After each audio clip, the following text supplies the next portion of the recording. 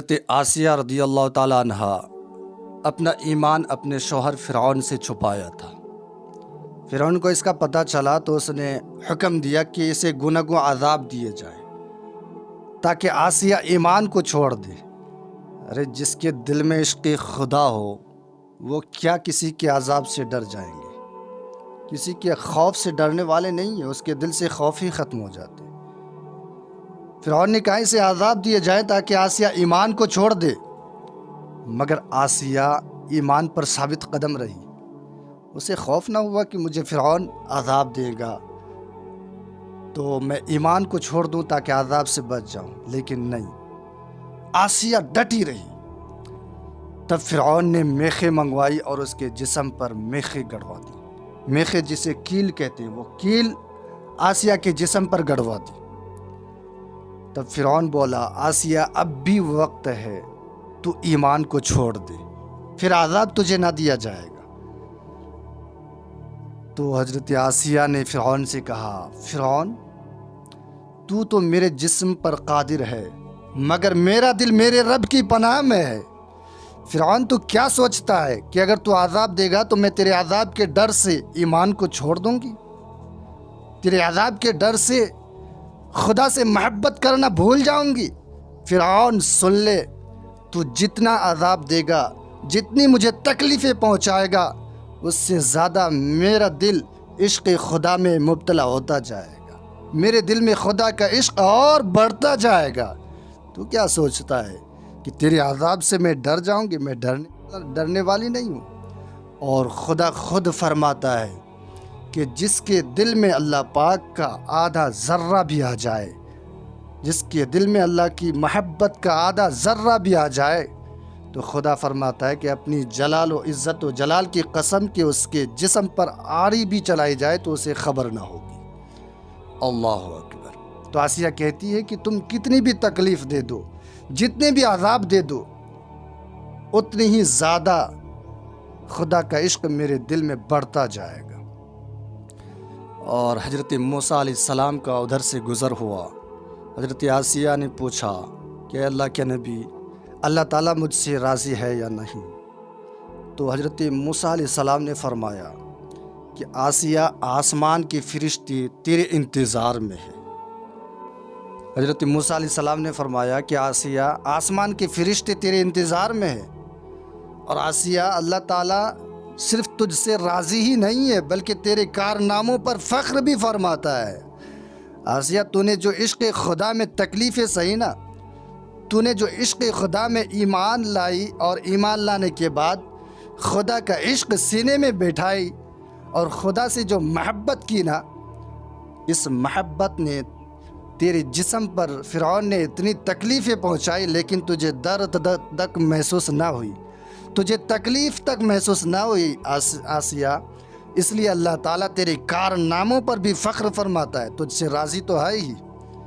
حضرت موسیٰ علیہ السلام نے فرمایا کہ اے آسیہ تو اپنے رب سے سوال کر، تیری ہر حاجت پوری ہوگی۔ تو حضرت آسیہ نے دعا مانگی کہ اے میرے رب، میرے لیے اپنی جوار رحمت میں جنت میں مکان بنا دے، اور مجھے فرعون، اس کے مظالم اور ان ظالم لوگوں سے نجات عطا فرما۔ حضرت سلمان رضی اللہ تعالیٰ عنہ کہتے ہیں کہ آسیہ کو دھوپ میں لٹا کر عذاب دیا جاتا تھا۔ جب لوگ وہاں سے لوٹ جاتے تو فرشتے اپنے پروں سے آسیہ کے اوپر سایہ کیا کرتے تھے۔ اللہ اکبر۔ اور آسیہ اپنے جنت والے گھر کو دیکھتی رہتی تھی، اپنے جنت والے گھر کو دیکھتی رہتی تھی، جو رب سے دعا کی کہ اپنی جوار رحمت میں جنت میں مکان بنا دے۔ حضرت ابو ہریرہ رضی اللہ تعالیٰ عنہ کہتے ہیں کہ جب فرعون حضرت آسیہ کو دھوپ میں لٹا کر 4 میخیں ان کے جسم میں گڑوائیں اور ان کے سینے پر چکی کے پاٹ رکھ دیے، تو جناب آسیہ نے رب کی بارگاہ میں عرض کی رب ابن لی عندک بیتن فی الجنہ، اے میرے رب میرے لیے اپنے جوار رحمت میں جنت میں مکان بنا۔ اور حضرت حسن رحمۃ اللہ تعالیٰ علیہ کہتے ہیں کہ اللہ تعالیٰ حضرت آسیہ کی اس دعا کے طفیل فرعون سے اسے باعزت رہائی عطا فرمائی اور اسے جنت میں، اب وہ جنت میں اسے بلا لیا اور وہ ذی حیات کے طرح جنت میں کھاتی پیتی ہے۔ سبحان اللہ، یہ ہے خدا سے عشق کرنے کا راز۔ اگر خدا سے عشق ہو جائے تو اللہ تعالیٰ اس کی ہر دعا مقبول فرما لیتا ہے، چونکہ ایک محبوب اپنے عاشق کے لیے کیا نہیں کر سکتا ہے، پھر وہ تو رب ہے نا، جو رب اپنے بندوں سے 70 ماؤں سے زیادہ محبت بھی کرتا ہے، اور پھر اس رب سے اتنا عشق ہو جائے کہ وہ اپنے جسم پر تکلیف بھی لاحق ہو جائے، جسم کاٹی بھی جائے لیکن خدا کے عشق سے ذرہ بھی نہ ہل سکے، اسے کوئی ہلا سکے، اور جس دل میں خدا کا عشق بیٹھ جائے اس کے جسم پر کیلیں بھی گروائے جا رہی ہیں، آڑی سے کاٹے بھی جا رہے ہیں، لیکن عشق خدا میں اس قدر فدا ہے کہ اسے خوف و خیال نہیں کہ ہمیں کاٹا بھی جا رہا ہے، ہمیں عذاب بھی دیا جا رہا ہے۔ اگر میں ایمان کو چھوڑ دوں، خدا سے محبت کرنا چھوڑ دوں، تو یہ لوگ مجھے عذاب بھی دینا چھوڑ دیں گے، لیکن خدا کے عاشق کو کیا خیال ہوتا ہے کہ مجھے کون عذاب دے رہا ہے، کون تکلیف دے رہا ہے؟ خدا کے عشق میں دیوانہ بنا ہوا ہے، پھر اسے کوئی خیال بھی نہیں ہوتا ہے نا، رب فرماتا ہے، رب کے فرمان ہے۔ اس لیے مسلمانوں اپنے رب سے محبت کرنا سیکھ جا۔ خود دیکھتے رہتے ہیں کہ اپنے قریب والے، قربت والے ہمیں چھوڑ کر جا رہے ہیں، آج تو وہ جا رہے ہیں، کل پھر ہمیں بھی جانا ہے، اور ہم دوسروں کی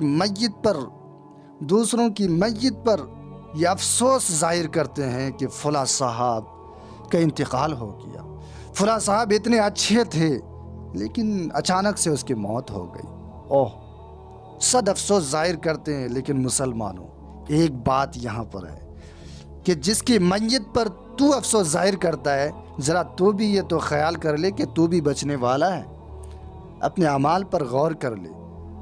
وہ چھوٹی سی قبریں جو سب دفن کر کے آ جاتے ہیں، تمہارے اعمال خدا کی محبت، نماز، روزے ہی تمہیں کام آنے والے ہیں۔